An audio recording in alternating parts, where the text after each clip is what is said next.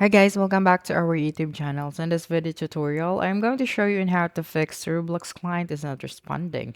So the first thing that you'll need to do is to open the search bar and then type out Roblox and then right click the Roblox player and then tap on open file location.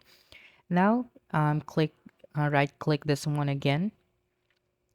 Okay, and then click on properties. Okay, that's right. And then click on compatibility.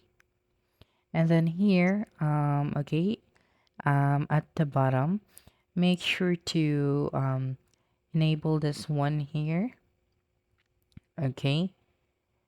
And then here, make sure to enable the run this program in compatibility mode for Windows 7. And then click on apply.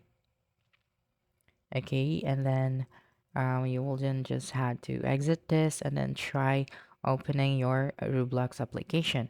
Now, if you're having issues with the Microsoft Store version of the app, then make sure to reset the Roblox application in Windows settings. Okay, then just open your settings and then click on your apps and then click on the installed apps. Then from there, just use the search bar to type out Roblox and then click on the three dots and then click on the advanced settings.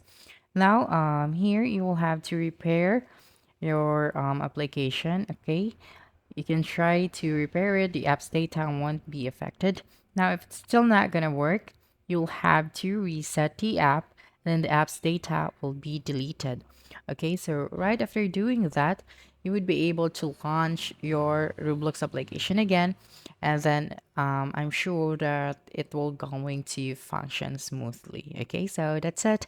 Don't forget to subscribe to our YouTube channel for more video tutorials in the future. Bye bye.